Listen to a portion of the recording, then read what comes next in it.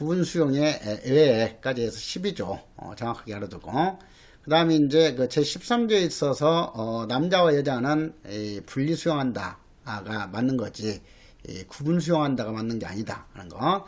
그리고 과거에는 남성과 여성은 격리하여 수용한다 였어요. 그래서 역시 격리로 바꾸는 함 정도 주의할 필요가 있죠. 그 다음에 제 2항 보시면은 수용자와 미결 수용자 19세 이상자와 19세 미만의 수용자를 같은 교정시설에 수용하는 경우에는 서로 분리하여 수용한다가 원칙이죠. 같은 교정시설에 수용하더라도 같은 방에서 생활하도록 해서는 안 된다.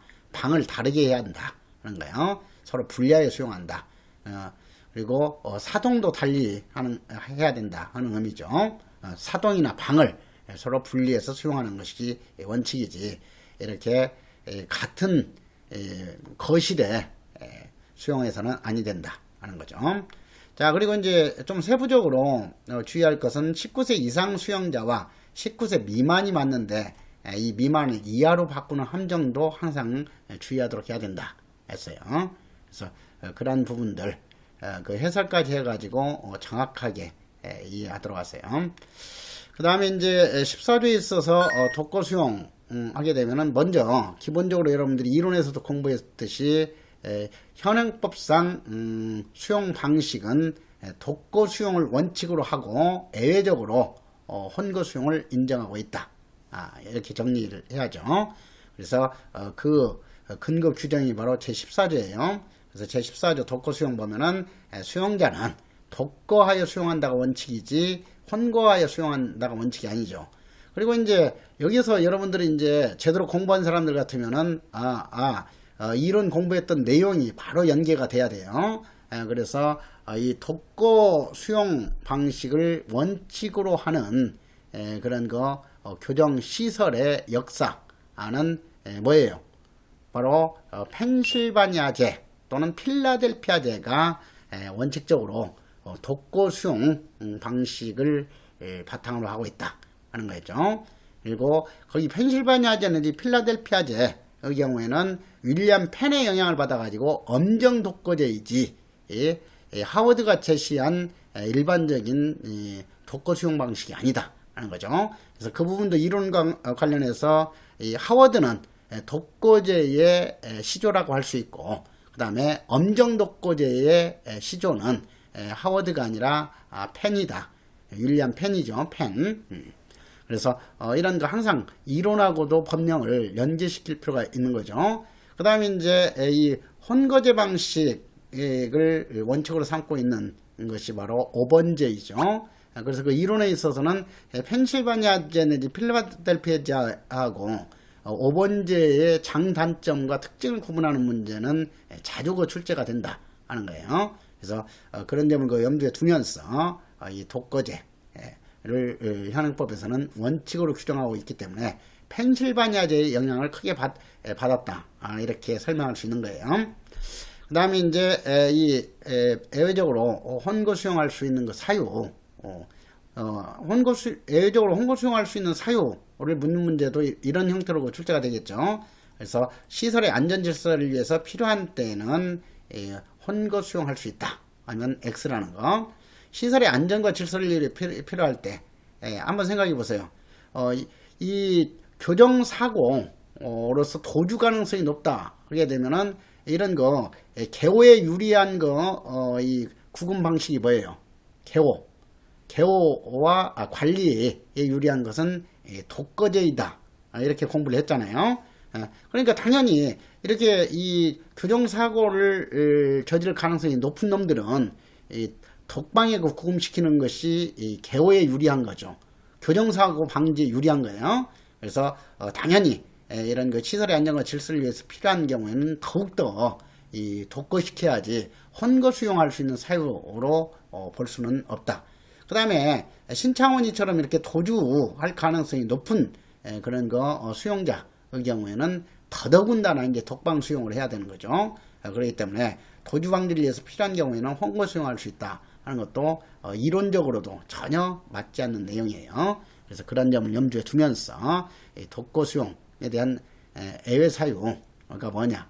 독거실 부족 등 시설 여건이 충분하지 아니할 때 이것도 이제 지금 이 형 집행 비용과 관련해서는 독거제는 비용이 엄청나게 많이 든다 하는 거죠. 그래서 이 행정 비용을 줄일 수 있는 방식은 혼거제예요.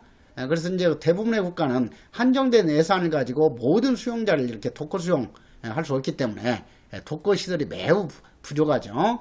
그래서 독거실 부족 등 시설 여건이 충분하지 아니할 때는 어쩔 수 없이 혼거 수용하도록 해줘야죠. 자, 그래서 이것도 이제 이론과 관련해서 왜 독거실이 부족할 수밖에 없느냐? 독거제를 운영하려면은 그만큼 건축 비용이나 운영 비용이 많이 소모가 되기 때문에 한정된 국가 예산 가지고는 충분한 독거실을 마련할 수가 없다. 그래서 세계 대부분의 국가에 있어서는 이렇게 현실적으로는 혼거제를 바탕으로 삼을 수밖에 없다 하는 거예요. 그래서 우리나라의 경우에도 현실에 있어서는 법률적으로는 독거제를 원칙으로 삼고 있지만은 현실적으로는 혼거제가 원칙적으로 운영이 되고 있어요. 그렇지만 항상 시험 문제는 법령을 기준으로 해서 출제를 하기 때문에 법률상으로는 독거제를 원칙으로 하고 있다가 맞는 거지 현실처럼 혼거제를 원칙으로 하는 것은 아니다 하는 거. 그 다음에 방금 전에도 말했듯이 수용자의 생명 신체의 보호 이것도 이제 이 구금제의 장단점과 연관되는 거예요. 그래서 이 교도 간의 개호에 유리한 것은 이 독거제이죠. 그렇지만은 수용자끼리 서로 이 감시해가지고 이 자해를 방지하는데 유리한 것은 혼거제다 했잖아요. 그렇기 때문에 이 독거제를 원칙으로 하면서도 이렇게 자살할 우려가 높은 그런 수용자 같은 경우는 자살을 도와주기 위해서 독방에 수용해서는 안 돼요. 그런 경우에는 수용자들끼리 서로 이렇게 감시가 이루어질 수 있도록 혼거시켜 줄 필요가 있는 거죠. 그래서 수용자의 생명 또는 신체의 보호 이것은 자해 우려가 높은 그런 수용자의 경우에는 예외적으로 혼거 수용할 수 있다 하는 의미예요. 그 다음에 이제 이것도 구금제의 장단점과 관련해서 이 독거제를 오랫동안 실시하게 되면 정신장애자가 되는 경우가 많이 발생이 되죠. 그래서 이제 이런 정서적 안정을 위해서 미치기 이전에 이렇게 다른 수용자들과 이렇게 어울려서 지낼 수 있도록 해줘야죠. 그래서 이런 이 정서적 안정을 위해서 필요한 때는 독거 수용을 계속 유지하기 어려운 거예요. 그래서 정서적 안정을 위해서 필요한 때는 혼거 수용할 수 있다 하는 거죠. 그 다음에 또 이 사회복귀에 유리한 재사회화와 사회복귀에 유리한 방식은 혼거제이죠. 그러니까 이런 수용자의 교화 또는 건전한 사회복귀를 위해서 필요한 때에도 예외적으로는 사회복귀에 유리한 혼거제를 적용할 필요가 있다 하는 의미예요. 그리고 여기에서 또 세부적으로 주의할 것은 이 교화 또는 건전한 사회복귀가 나오면 무조건 수형자만 해당이 되는 거지 건전한 사회복귀 나왔을 때 수용자나 미결 수용자나 사형 확정자로 되어 있으면 그 선지는 무조건 틀린 선지다 했어요. 그래서 이런 점을 좀 주의하도록. 그래서 좀 세부적으로 출제할 때는 수용자의 교화 또는 건전한 사회복귀를 위하여 필요한 때에는 혼거 수용할 수 있다. 이렇게 틀린 교묘한 함정 선지를 만들 수 있어요. 그래서 그런 점들도 좀 주의할 필요가 있다 하는 거죠. 자, 그 다음에 이제 이 구체적으로 시행령 규정을 보도록 하자고요. 시행령 제4조를 보시면은 교정시설에 새로 설치하는 경우에는 법 14조에 따른 이런 것들도 법 14조에 따른 이런 것은 반복해서 볼 필요는 없다 그랬어요. 새로 설치하는 경우에는 수용자의 거실 수용을 위하여 독거실과 혼거실의 비율이 적정한 수준이 되도록 해야 된다. 이지 6대4가 되도록 해야 된다. 8대2가 되도록 해야 된다. 이렇게 구체적으로 명시하고 있지 않다 하는 거예요. 그래서 그 점을 좀 주의하도록 하고 그 다음에 이렇게 이제 적정한 수준이 되도록 해야 할 의무를 규정하고 있는 것은 새로 설치하는 경우이지 이미 설치 운영되고 있는 그런 교정시설에는 해당되지 않는다 하는 거예요. 그래서 규모를 500명 이내로 해야 하는 경우에도 새로 설치하는 신설하는 교정시설에만 해당되는 조문이라고 했듯이 여기에서도 이렇게 적정한 수준이 되도록 독거실과 혼거수요를 마련해야 된다 하는 것은 새로 설치하는 그런 교정시설에만 해당이 된다 하는 거예요. 그 다음에 이제 그 제5조에 있어서 독거수용의 구분, 이것은 별표 3개 하세요. 아주 그 출제 가능성이 높은 내용이죠.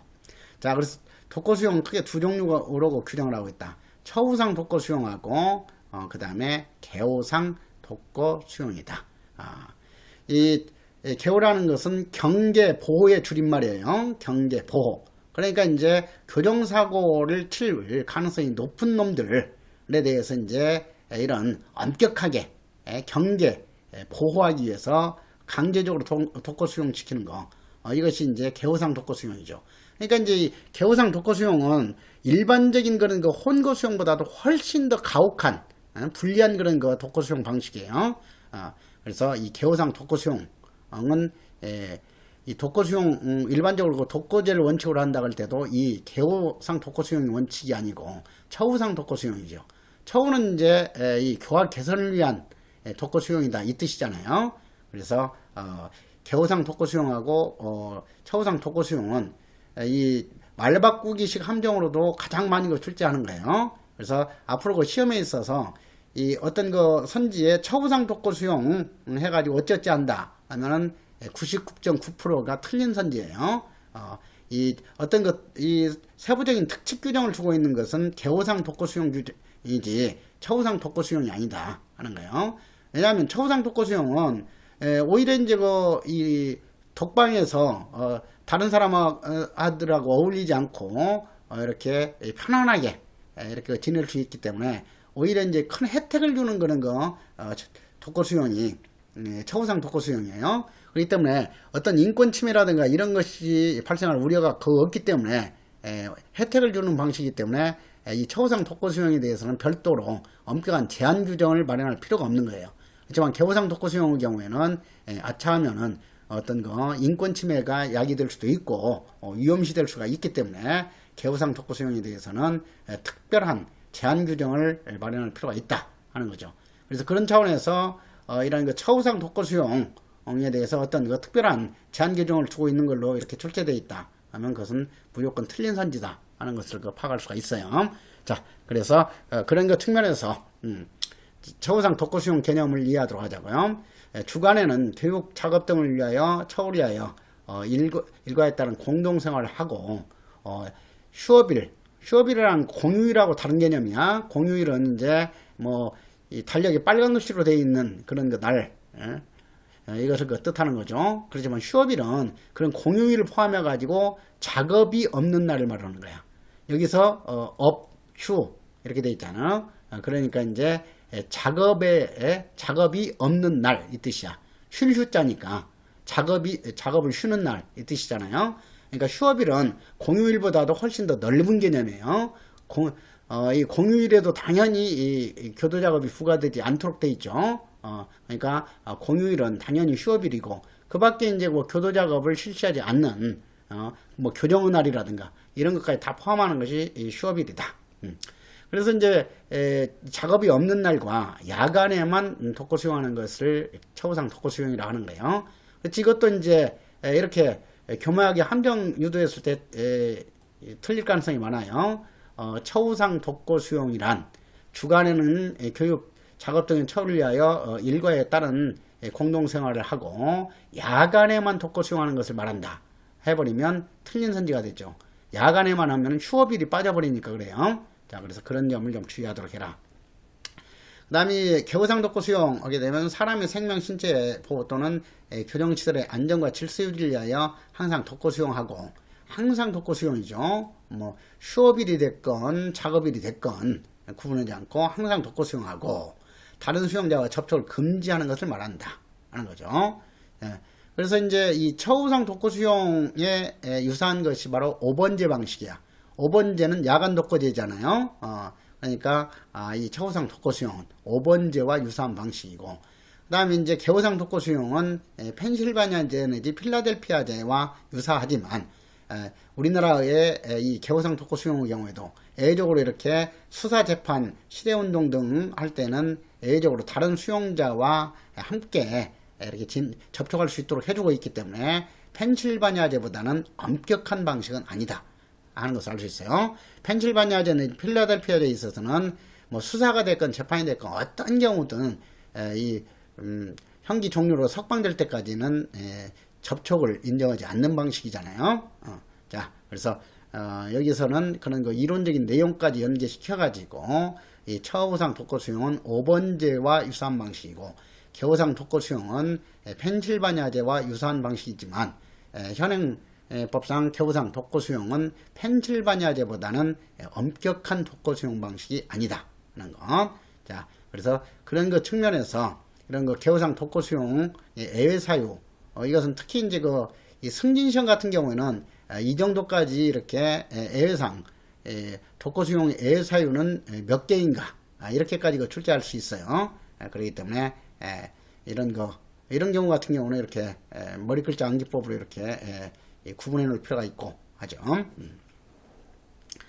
자, 그래서 이제 뭐 여기서도 뭐 예상되는 정답은 뻔해요. 뭐 교육과 작업은 여기 예외 사유가 될 수가 없는 거죠. 뭐 교육이나 작업을 실시할 수 없는 그런 문제 수용자를 개호상 독거 수용하기 때문에 뭐 작업이라든가 교육하기 위해서 다른 수용자와 접촉하게 한다는 것은 논리적으로도 전혀 맞지 않아요. 그래서 그냥 이것이 전체적으로 명확하게 암기되어 있지 않다 하더라도 작업이나 교육이 들어있으면 무조건 그것은 해당되지 않는다. 이렇게 좀 이해할 필요가 있어요. 자, 방금 전에도 얘기했듯이 바로 어떤 특칙이 있으면은 개호상 독거 수용에 대한 특칙이지 처우상 독거 수용에 대한 특칙은 있을 수가 없다 하는 거예요. 자, 그래서 제6조도 시험에서는 처우상 독거 수용으로 바꾸는 함정이 출제될 가능성이 높은 패턴이겠죠. 자, 그래서 그 점을 염두에 두면서 교도관은 개호상 독거 수용된 사람을 수시로 시찰하여 건강상 교화상 이상이 없는지 살펴야 한다. 이것도 개호상 독거 수용도 과거에 행정법이었을 때는 소장은 개호상 독거 수용된 사람을 수시로 시찰하여 건강상 또는 교화상 이상이 없는지를 살펴야 한다 이렇게 돼 있었어요. 그런데 이제는 이 개호상 독거 수용자의 시찰 업무를 교도관으로 바꿨죠. 그래서 여기에서 이 교도관을 소장으로 바꾸는 함정을 주의하도록 하고, 그 다음에 이제 이 교도관은 앞으로 시험에 있어서 또 말 바꿈 함정으로 자주 출제하는 것이 뭐냐면 교도관하고 의무관 바꾸는 거예요. 항상 이 교도관이나 의무관이 나와 있는 조문 같은 경우는 교도관인지 의무관인지를 항상 잘 구분하고, 또 시험 문제를 풀 때는 교도관이나 의무관이 들어있으면 함정 지문일 가능성이 매우 높다 하는 것을 염두에 두면서 특히 다시 한번 예리하게 파악하면서 문제를 풀도록 해야 돼요. 자, 그래서 이 개호상 독거 수용자의 시찰권자는 교도관이지 의무관이나 소장이 아니다. 이렇게 정리를 하면서 이제 제2항은 별표 2개 하세요. 자, 교도관은 시찰 결과 개호상 독거 수용자가 건강상 이상이 없는 것으로 보이는 경우에는 교정시설에 근무하는 의사에게 즉시 알리는 것이지 곧바로 소장님께 보고드릴 사유가 아니다 하는 거죠. 지금 아파 있는 상태이기 때문에 응급적인 그런 상황이 발생할 수도 있고 그래요. 그렇기 때문에 일단 이 개호상 독거 수용자가 건강상 이상이 있는 경우에는 소장에게 곧바로 보고하지 말고 의무관에게 즉시 알려라. 그리고 이제 교화상 문제가 있는 경우에는 소장에게 지체 없이 보고해야 된다 하는 거죠. 그래서 이제 이 개호상 독거 수용자를 교도관님들께서 시찰하시다가 어떤 문제가 발생했을 때 어떻게 그 절차를 진행해야 되느냐, 이걸 구분하는 문제가 출제될 가능성이 높은 거예요. 자, 그렇기 때문에 건강상 이상이 있는 경우에는 소장에게 지체 없이 보고해야 된다, 이렇게 바꾸는 함정 패턴을 특히 주의하도록 해야 된다 하는 거예요. 그 다음에 이제 상황에 있어서 보시면 의무관님께서는 이 교도관님께서 개호상 독거 수용자가 지금 심하게 코로나에 걸린 것 같다, 이런 이렇게 알려오면은 의무관은 즉시 해당 수용자를 상담 진찰하는 등 적절한 의료조치를 해야 되고, 개호상 독거 수용자를 계속해서 독거 수용하는 것이 건강상 해롭다고 인정하는 경우에는 그 의견을 소장에게 즉시 보고해 가지고 이 개호상 독거 수용을 멈추도록 조치를 해야 된다 하는 거예요. 그렇지. 이 의무관이 이런 건강상 해롭다고 인정하는 경우에는 즉시 개호상 독거 수용을 중단해야 된다가 아니에요. 이 즉시 중단하는 그 권한은 소장님에게 있는 것이지 이 의무관에게는 그런 그 권한까지 주어지는 것은 아니다 하는 거죠. 자, 그 점 주의하고, 소장은 개호상 독거 수용자를 계속해서 수용하는 것이 건강상 또는 교화상 해롭다고 인정하는 경우에는 즉시 중단해야 한다 하는 거. 자, 그 다음에 이제 제7조에 있어서 여성 수용자에 대한 시찰, 이것도 이제 소장은 특히 필요하다고 인정하는 경우가 아니면은 남성 교도관이 야간에 수용자 거실에 있는 여성 수용자를 시찰하게 해서는 안 된다. 자, 이것도 이제 절대로 야간에는 남성 교도관으로 하여금 여성 수용자를 시찰하게 해서는 안 된다가 아니죠. 특히 필요하다고 인정할 때에는 야간에도 남성 교도관으로 하여금 여성 수용자 거실을 시찰하게 할 수도 있다 그런 거예요. 그래서 이런 거 예외가 있는 것도 항상 좀 주의를 해야죠. 소장은 어떤 경우에도 남성 교도관이 야간에 수용자 거실에 있는 여성 수용자를 시찰하게 해서는 아니 된다가 아니라는 것. 어떤 경우에도가 아니라 특히 필요하다고 인정한 경우에는 야간에도 시찰하게 할 수 있다. 자, 그 점을 염두에 두면서, 그 다음에 좀 세부적으로 야간에만 해당되는 조문이지 야간 주간 또는 야간이 아니에요. 주 야간이 아니라 야간에 한해서만 남성 교도관으로 하여금 여성 수용자를 시찰하게 해서는 아니 된다. 이것은 뭐 이제 그 거실에서 편하게 지내는 그 시간이기 때문에 이렇게 여성 수용자들의 어떤 그 사생활 비밀을 침해할 수도 있고 어떤 수치심을 야기시킬 수도 있는 그런 그 상황이 될 수 있기 때문에 이런 경우에 야간에는 수용자 거실에 있는 여성 수용자를 시찰해서는 안 된다 하는 특별 규정을 주고 있는 거예요. 그래서 그 점을 주의하도록 하고, 그 다음에 혼거 수용의 인원도 혼거 수용 인원은 2명으로 하게 되면은 서로 공모할 가능성이 많아요. 그렇기 때문에 그런 거 심리학적인 요인이 있기 때문에 혼거 수용의 하한 인원은 2명 이상이 아니라 3명 이상으로 규정하고 있다. 그리고 상한에 대해서는 제한 규정이 없다 하는 것을 여기서 알아둘 사항이에요. 그래서 그 점을 주의하고, 그 다음에 이제 반드시 혼거 수용할 때 3명 이상으로 해야 되는 것은 아니고 아파서 간호할 필요가 있는 경우라든가 이런 경우 같은 경우는 요양이나 그밖에 부득이한 사정이 있는 경우에는 애유를 한다고 했으니까 예외적으로 2명을 혼거 수용할 수도 있다 하는 의미예요.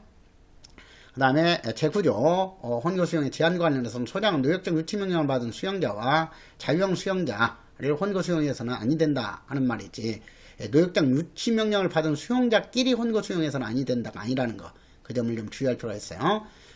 왜냐하면은 지금 노역적 유치 명령을 받은 수용자의 경우는 이 범죄가 그다지 심각하지 않기 때문에 가벼운 범죄를 범했기 때문에 벌금형을 선고했던 사람이에요. 근데 무거운 죄를 범해가지고 자유형이 확정된 사람하고 이렇게 같은 방에서 지내도록 한다면은 악패 감염, 범죄 수법이라는 거, 범죄적인 가치관을 학습할 가능성이 많아지는 거죠. 그렇기 때문에 이러한 악패 감염의 폐단을 사전에 차단하기 위한 조항이다 하는 거예요. 그래서 노역적 유치 명령을 받은 사람과 자유형 수용자는 원칙적으로 혼거 수용해서는 아니 된다. 다만 이는 벌금형하고 그 다음에 징역형이 이렇게 병가된 경우 이 징역 3년에 벌금 1억에 처한다. 이렇게 한 경우 같은 경우, 그래서 1억을 납부하지 아니한 경우, 이런 경우 같은 경우는 먼저 징역형을 집행받은 뒤에 그때까지 벌금 납부하지 않았으면 이어서 노역장 유치를 시키죠. 그래서 이런 경우는 이미 중대한 범죄를 범해가지고 징역생활을 한 놈들이기 때문에 구태여 이것을 금지시킬 필요가 없는 거예요. 그래서 이 징역 금고형 집행이 끝난 뒤에 벌금형을 납부하지 않아가지고 노역장 유치명령을 받은 사람을 계속노역자라고 하는데, 이런 계속노역자의 경우에는 구태여 이 자유형 수용자하고 이 혼거 수용을 금지할 필요가 없다 하는 거 취지예요. 그래서 그 점을 이해하도록 하자. 자, 그래서 여기까지 확실히 좀 알아둘 필요가 있고, 그 다음에 이제 좀 세부적으로 이런 관련해서는 시찰을 하게 되면은 똑같은 시찰이라는 한글을 쓰고 있지만은 여기에서 시찰은 뭐예요? 검사 판사의 그 시찰이 아니죠.